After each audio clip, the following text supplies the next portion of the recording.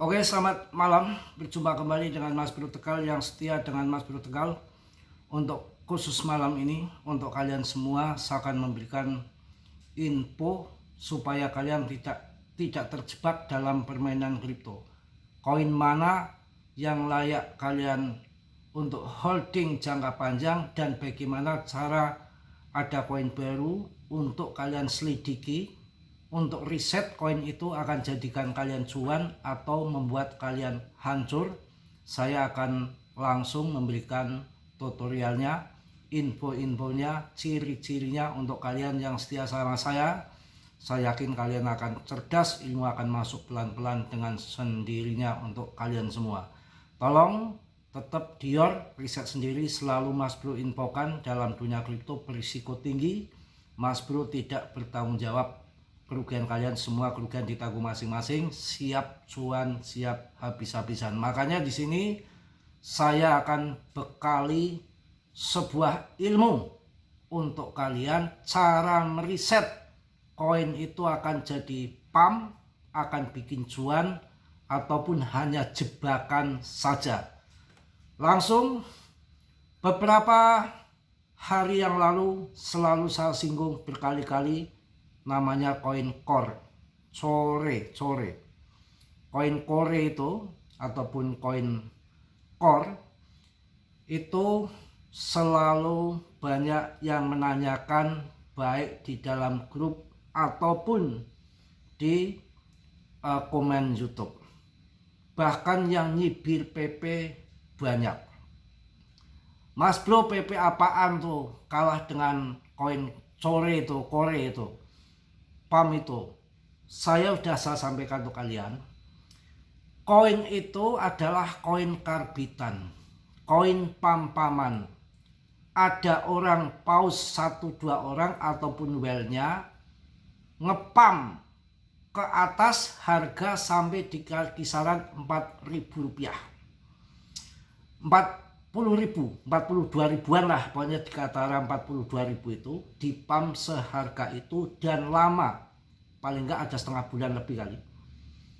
Itu mancing-mancing, orang mancing di atas, yang lain longsor, yang lain turun, dia nggak turun sendiri karena nggak ada yang jual, karena holdernya satu, nggak ada holdernya, baru sedikit, baru 6.000 orang. Holdernya itu belum sedikit, kita harus tahu fundamentalnya. Kemudian dipam ke atas, yang lain turun nggak turun karena nggak ada yang jual, yang ngepam nggak jual. Dia nunggu setelah ada orang kepancing, ada orang masuk, ada investor yang bodoh masuk, baru dia banting. Setelah harga 40 sampai 42 ribu dipam sama yang tukang ngepam, yang arbit itu, kemudian selama setengah bulan, mungkin banyak yang punya ambisi atau narasi, ini yang lain turun semua kok nggak turun sendiri, ini koin hebat, ini koin jos ngalahin PP, mungkin begitu pikirannya. Jadi orang pemula mungkin begitu. Begitu kalian masuk ke atas dari harga 40.000 kemudian pam jadi 46.000, disitulah yang ngambil untung debtnya, entah paus mana yang ngepam, dia wah sudah dapat ini nih, orang masuk ini, sudah saya TP cuan. Kalian sangkut belum tentu kembali lagi. Itu salah satu kalian memahami koin itu, koin karbitan, koin pam-paman, itu satu, dilihat fundamentalnya. Fundamennya dilihat, holdernya ada enggak? Holdernya aja enggak ada. Holdernya enggak ada, ya kan? Projectnya apa? Investornya siapa? Debtnya siapa? Kalian harus pelajari itu. Nah kalau PP, ada investor besar GZ megang 62%, holdernya setengah juta holder, rankingnya di 44, turun hancur begini di 44, masih menjadi 3 top terbesar meme coin, 3 besar PP setelah Shiba dan Doge. Kurang apa? Semua exchange sudah listing, banyak sekali, volumenya meningkat, perdagangannya di eceng-eceng kecil aja ratusan, 300 juta, 400 juta keluar masuk, rame sekali yang scalpingan. Ini koin hidup, untuk mencari koin komunitas yang kuat sepanjang sejarah ada di Shiba dan di Doge itu nggak semudah membalikkan telapak tangan dan nggak mudah. Dari ribuan bahkan jutaan koin hanya mampu PP yang mampu menarik komunitas terkuat, menarik investor, menarik kapitalisasinya terbesar, maksudnya kapitalisasi dan rankingnya terbesar. Meme koin ketiga itu ada di PP. Ini suatu gambaran koin ini aja ya, koin apa namanya core itu ya, koin core ya, bukan coro ya, core core itu kan saya juga banyak yang nanya-nanya banyak di grup juga banyak. Mas ini gimana koin ini mas? Waduh, ya saya akan ulet-ulet di sini ya biar kalian tahu. Ya kita akan lihat lebih jelas lagi mengenai koin core ini ya biar kalian jelas. Kita lihat datanya di sini. Kan ada datanya di sini. Ya. Volume dalam 24 jam saja cuma 2% volumenya. Pemegangnya baru 6.000 orang.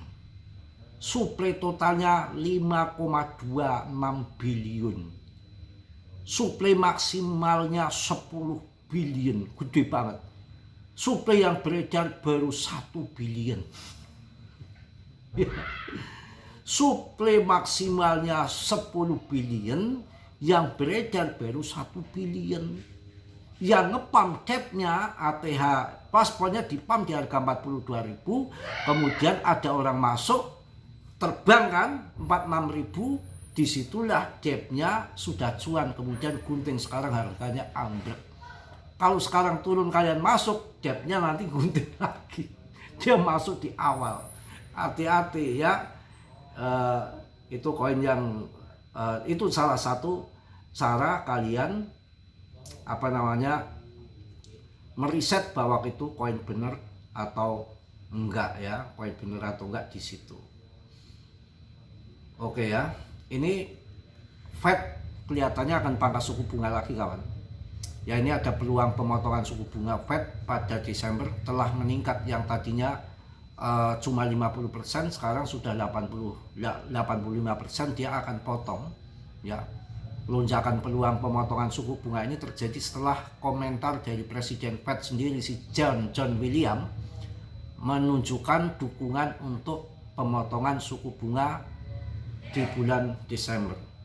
Ya mudah-mudahan lah ya, banyak yang memprediksi juga. Ini di wawancara di CNBC juga si ketua Bitmain ini Tom Lee yang mengatakan bahwa Bitcoin kemungkinan akan berada di atas $100.000 pada akhir tahun, juga mengangkat kemungkinan bahwa kripto utama ini bisa mencapai rekor baru di atas $126.000 atau 2,1 miliar sebelum akhir tahun. Ya mudah-mudahan akan sampai ke sana ya. Dan ini laporan inflasi PPI juga memperkuat kasus untuk pemotongan suku bunga karena menunjukkan bahwa pasar tenaga kerja yang melemah, adanya kekhawatiran yang lebih besar daripada inflasi yang meningkat. Selain itu, sebagai bagian dari pivot dopis, Fednya dopis, Bank Sentral AS berencana mengakhiri pengetatan kuantitatif QT pada 1 Desember yang bisa membuka jalan untuk pelonggaran kuantitatif QE. Ya, jadi kita harus yakin mengenai PP ya. Data on-chain untuk PP. Ini data on-chain yang PP sangat menarik. Jadi PP sudah masuk ke ring besar 3 lagi. Data on-chain PP menunjukkan tren yang signifikan. Meskipun harga turun sekitar 40% selama 30 hari terakhir, 100 dompet teratas lebih meningkatkan kepemilikan mereka hampir puluhan persen dengan paus yang lebih besar, mengakumulasi hampir 13% pergerakan uang pintar secara diam-diam.